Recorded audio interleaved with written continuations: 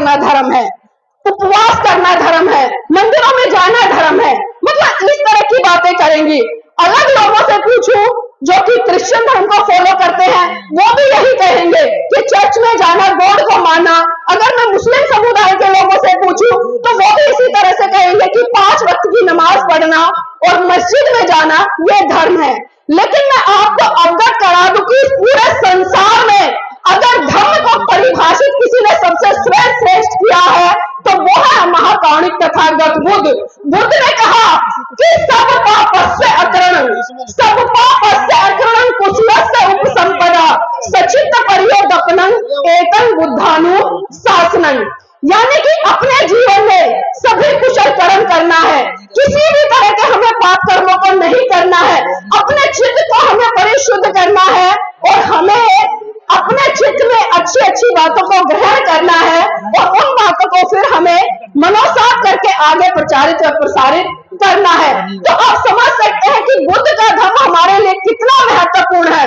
आप खुद जानते हैं कि जब हमारे देश के माननीय प्रधानमंत्री जी विदेशों में जाते हैं तो वो बड़े गर्व से कहते हैं कि मैं बुद्ध की धरती भारत से आया हूं।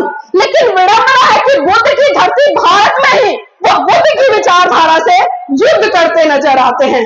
तो ये भी कहीं ना कहीं हमें सोचना पड़ेगा। जिस तरह से यहाँ पर 3 महान पुरुषों की मूर्तियों का अनावरण किया गया, परम पूज्य बाबा साहब की, राष्ट्रपिता ज्योतिबा फूले जी की और महाकारुणिक तथागत बुद्ध की, ये 3 विभूतियां अगर मैं भारत देश की बात करूं तो एक से बढ़कर एक है, एक से बढ़कर एक का चरित्र है। आप सभी जानते हैं, तमाम वक्ता पिछले 3 दिन से लगातार वर्णन कर रहे हैं कि बाबा साहब ने ये किया वो किया। अगर बाबा साहब ये नहीं करते तो आज हम ऐसे नहीं होते। बिल्कुल बात सत्य है। और बाबा साहब के जीवन से जुड़ी हुई मैं कुछ घटनाओं पर जरूर प्रकाश डालना चाहूंगी और उसका उद्देश्य यह है मेरी मातृ शक्ति।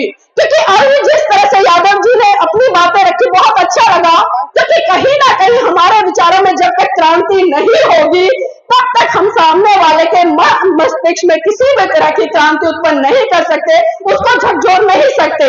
मेरी बहनों, बात उस समय की है जब परम पूज्य बाबा साहब बंबई हाई कोर्ट में प्रैक्टिस कर रहे थे।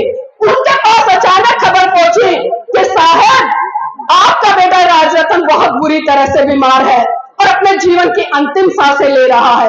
ये बात सुनकर परम पूज्य बाबा साहब तुरंत घर आए और जैसे ही बाबा साहब ने अपने बेटे राजरतन को गोद में उठाया, राजरतन ने बाबा साहब की गोद में ही दम तोड़ दिया।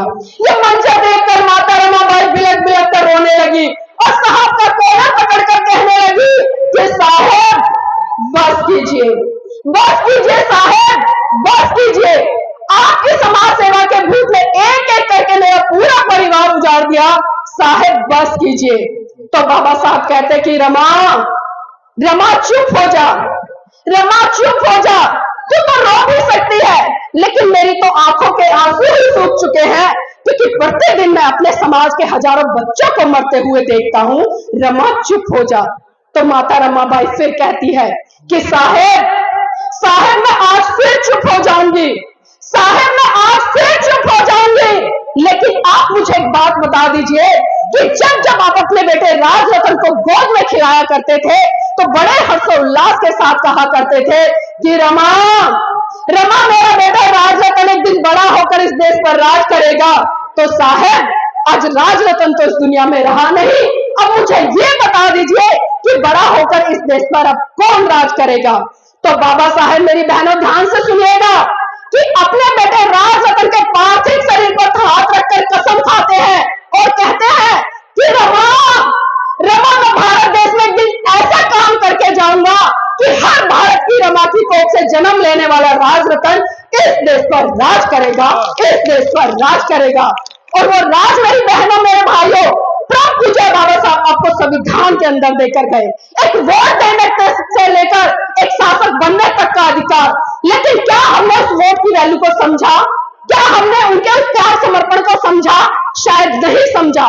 साहब मानव काशीराम जी की एक बात मुझे याद आ रही है, जरूर चर्चा करूंगी क्योंकि मैंने बात वोट की है। साहब मानव काशीराम जी अक्सर कहा करते थे कि जितनी सुरक्षा, जितना बचाव, जितनी देखरेख आप अपने घर की बहन बेटियों की करते हो ना, उतनी सुरक्षा जिस दिन इस बहुजन समाज ने अपने वोट की करनी शुरू कर दी ना, तो आप इस देश की सत्ता पर राज करेंगे। और वो दिन दूर नहीं होगा जब आप इस देश के शासक भी होंगे और हर कोने, हर गली से सिर्फ एक ही आवाज आएगी कि ले अंत मन दीप भाव, ले अंत मन दीप भाव, मूल मंत्र बने स्वयं के स्वामी, गूंज उठे हर बस्ती से बुद्धं शरणं गच्छामि, धम्मं शरणं गच्छामि, संघं शरणं गच्छामि। लेकिन ये कब होगा? ये कब होगा? जब हम अपने महान पुरुषों को पढ़ेंगे, उनकी बातों को पढ़कर मनोसात करेंगे और मनोसात करके उनको जन जन तक प्रचारित और प्रसारित करने का काम करेंगे। ये तभी होगा क्योंकि इतिहास गवाह है, कोई समय ऐसा था जब पूरा भारत बुद्ध में हुआ करता था और हर गली, हर कूचे से मैंने कहा कि ले अंत मन दीप भाव, मूल मंत्र बने स्वयं के स्वामी, गूंज उठे हर बस्ती से बुद्धं शरणं गच्छामि। इस तरह की आवाजें आती थी। लेकिन आज का वर्तमान समय में ऐसा हो रहा है। आप खुद बताइए, जब आपकी संख्या इस भारत देश में 90% से ज्यादा है, तो क्या आपका धर्म फैलना फूलना नहीं चाहिए? बताइए मुझे, क्या आपका धर्म फैलना फूलना चाहिए नहीं चाहिए? बिल्कुल। आवाज नहीं आई मुझे। फैलना फूलना चाहिए। मुझे लग रहा है शायद नहीं फैलना चाहिए, क्योंकि जब तक आपके ऊपर अत्याचार, शोषण नहीं होंगे, आप टीवी खोलकर देखिए, सुबह से अगर मैं बात करूं शाम तक आप गिन लेना, कम से कम हजारों खबरें ऐसी मिल जाती है जो हमें यह सुनने को मिलता है कि आज फलाना के साथ में वहां अत्याचार हुआ, आज उसकी बेटी के साथ में बलात्कार हुआ, आज वहां पर सामूहिक बलात्कार हुआ। और ये बलात्कार करने वाले कौन सी मानसिकता के लोग हैं? कौन सी मानसिकता के लोग हैं? अगर वो धर्म का पालन करने वाले होते, अगर उन्होंने तथागत बुद्ध को पढ़ा होता या उनके धर्म को मनोसात किया होता, तो शायद आज जिस तरह से भारत देश में हाहाकार मच रहा है चारों तरफ सांप्रदायिकता के नाम पर, शायद वो ऐसा नहीं होता। अभी भंते जी समझा रहे थे कि वैर से वैर शांत नहीं होता, और धम्मपद की गाथा में कहा है कि नाही वेरे ने वेराणी, नाही वेरे ने वेराणी समंती कुदाचनं अवेरे ने च समंती ऐसा धम्मो सनातनो। यानी कि वैर से कभी भी वैर शांत नहीं होता, अब वैर से ही वैर शांत होता है। और यही बुद्धों की शिक्षा है। जिस दिन हम लोगों ने इस चीज को समझ लिया, इसको जान लिया, तो हम अपना तो विकास करेंगे, उसके साथ साथ हम अपने परिवार का भी विकास करेंगे, अपने समाज का भी विकास करेंगे और इस देश को फिर से एक बार विश्व गुरु का दर्जा दिलाएंगे। तो जरूरी हो जाता है कि जो बुद्ध के सिद्धांत है, इस भारत देश को कितनी जरूरत है। मैं बात कर रही थी परम पूज्य बाबा साहब की, क्योंकि मैं महिलाओं के संदर्भ में बात रख रही हूँ, तो मैं एक बार फिर से लौटकर आना चाहती हूँ वही। मेरी बहनों, अभी मैंने बाबा साहब के जीवन की वो घटना बताई जिसको सुनकर समझकर शायद आपको कहीं ना कहीं लगा होगा कि हाँ, अगर परम पूज्य बाबा साहब हमारे लिए तमाम हक अधिकार नहीं देते, तो शायद आज पुरुषों के साथ में हम इस तरह से नहीं बैठे होते। मेरी बहनों, बात उस समय की है जब परम पूज्य बाबा साहब विदेश से पीएचडी कर भारत लौटे, और जब महाराष्ट्र के लोगों को यह पता चला कि बाबा साहब आ रहे हैं, तो पूरे महाराष्ट्र में खुशी का माहौल था। चारों तरफ एक हलचल मच गई कि अरे बाबा साहब आ रहे हैं, तो क्यों ना हम उनके सम्मान सत्कार कार्यक्रम में एक भव्य विशाल मंच लगाएं और उनका सत्कार व सम्मान करें। जब उड़ते उड़ते ये खबर माता रमाबाई के पास पहुंची, तो माता रमाबाई के मन में भी हिलोरे मारने लगे और उनके मन में भी आया कि जब पूरे महाराष्ट्र के लोग मेरे बाबा साहब का सम्मान सत्कार करने के लिए एकत्रित हो रहे हैं, तो क्यों ना मैं भी उस कार्यक्रम का हिस्सा बनूं और अपनी आंखों से प्रत्यक्ष रूप से उस पल को, उस क्षण को देखूं कि जब इतने बड़े मंच पर मेरे बाबा साहब हो और उनके सम्मान सत्कार कार्यक्रम में लाखों की भीड़ हो। मेरी बहनों, आपको जानकर आश्चर्य होगा कि उस कार्यक्रम में जाने के लिए माता रमाबाई ने अपना पूरा घर खंगाल लिया, पूरे ट्रंक खंगाल लिए, पूरी संदूकें खंगाल ली, लेकिन एक भी साड़ी ऐसी माता रमाबाई को नहीं मिली जिसको पहनकर वो बाबा साहब के सम्मान सत्कार कार्यक्रम में जा सके।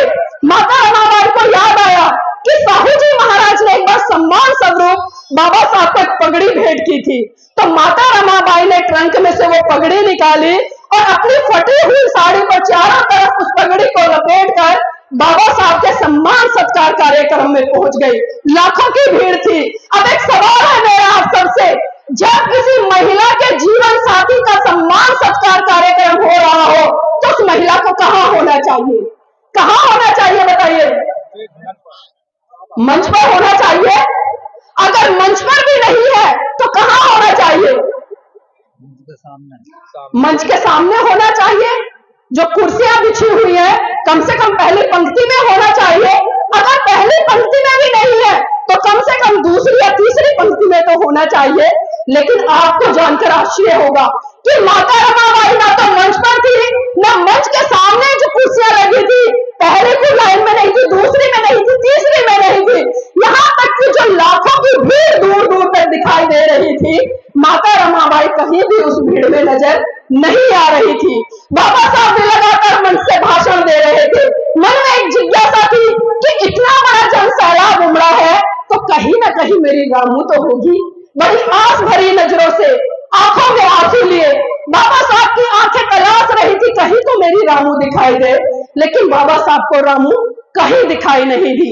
बाबा साहब का भाषण जैसे जैसे अंतिम दौर में जा रहा था तो बाबा साहब की अचानक से नजर भीड़ के पीछे एक पेड़ था, उस एक पेड़ के पीछे महिला चुपके से निहार रही थी, वहां पड़ी।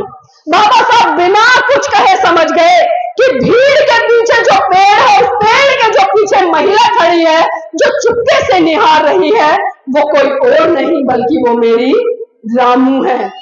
अब सोचिए मेरी बहनों, सोचिए वो रामू क्यों उस भीड़ के पीछे, उस पेड़ के पीछे बाबा साहब को चुपके से निहार रही थी। अगर मैं होती या आप होती तो बड़े हर्षोल्लास के साथ में कूद कूद कर हम मंच पे जश्न मना रहे होते। लेकिन पता था उस माता रमाबाई को जिस अवस्था में है वो, जिस छोटी साड़ी में है वो, अगर वो मंच के सामने आएगी या पब्लिक के सामने आएगी तो बाबा साहब पर लाखों उंगलियां उठ जाएंगी। लेकिन उस महिला की हिम्मत देखिए, उसके हौसले की हिम्मत देखिए, उसकी जागरूकता की निशानी देखिए कि वो भीड़ के पीछे, पेड़ के पीछे चुपके से बाबा साहब को निहारती रही। और जैसे ही बाबा साहब का भाषण खत्म हुआ तो बाबा साहब सीधा भीड़ को चीरते हुए माता रमाबाई के पास पहुंचे और माता रमाबाई का हाथ पकड़कर बोले कि रमा, रमा मुझे माफ करना, रमा मुझे माफ करना। रमा ऐसा नहीं है कि मैं तुझे आभूषणों से नहीं सजा सकता, रमा ऐसा नहीं है कि मैं तुझे एक से सुंदर और एक से कीमती साड़ी नहीं पहना सकता, लेकिन रमा जितनी जिम्मेदारी मेरी तेरे प्रति है उससे कहीं ज्यादा जिम्मेदारी मेरी इस भारत देश की प्रत्येक महिला के प्रति है जिसको शरीर ढकने के लिए ठीक से वस्त्र भी नहीं मिलता। तो सोचिए मेरी बहनों, जिस माता रमाबाई ने अपने जीवन में कभी अच्छी सुंदर कीमती साड़ी नहीं पहनी, उसके त्याग बलिदान समर्पण के कारण आज मेरे बहुजन समाज की महिला 1,000 रुपए से लेकर 1 लाख रुपए तक की साड़ियां पहन रही है।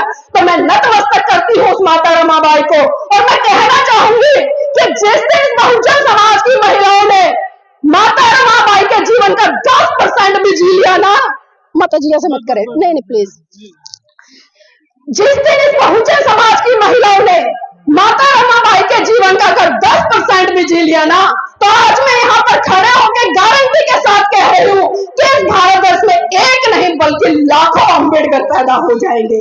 लेकिन ये जरूरत है हमें समझने की और जानने की। इसी तरह से अगर मैं बात करूं राष्ट्रपिता ज्योतिबा फूले जी की, राष्ट्रपिता ज्योतिबा फूले जी ने जिस तरह से संघर्ष किया तमाम लोगों ने यहाँ पर चर्चा की, क्योंकि अक्सर हम सुनते आए हैं कि कामयाब पुरुष के पीछे एक महिला का हाथ होता है, लेकिन बहुत कम उदाहरण हमें ऐसा सुनने को मिलते हैं, देखने को मिलते हैं या पढ़ने को मिलते हैं जब हम ये कह सके कि कामयाब महिला के पीछे एक पुरुष का हाथ होता है। अगर उस कामयाब महिला के पीछे एक पुरुष का हाथ था तो वो थे राष्ट्रपिता ज्योतिबा फूले।